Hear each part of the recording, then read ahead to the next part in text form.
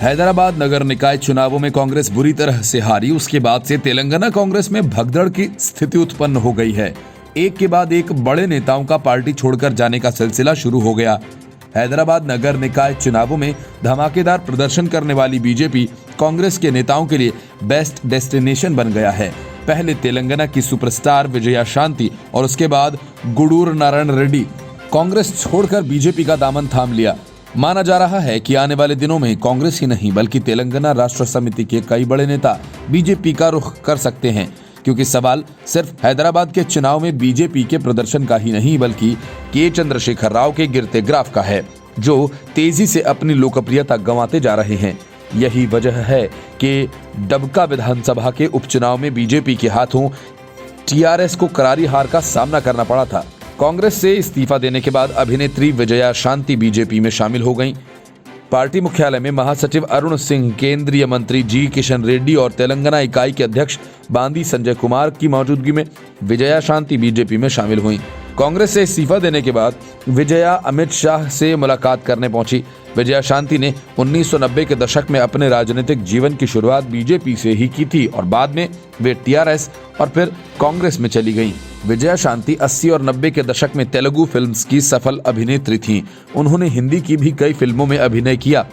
BJP join करने के बाद उन्होंने कहा कि टीआरएस नए राज्य के लोगों के सपने को पूरा करने में नाकाम रही है।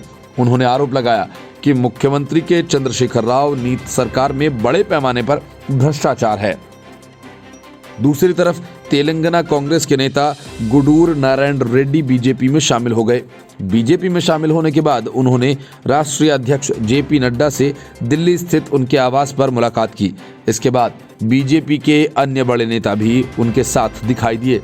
इससे पहले गुडूर नारायण रेड्डी ने कांग्रेस पार्टी की प्राथमिक सदस्यता से इस्तीफा दे दिया। इसके साथ ही गुडूर नारायण रेड्डी ने तेलंगाना प्रदेश कांग्रेस समिति के कोषाध्यक्ष के पद से भी इस्तीफा दे दिया था।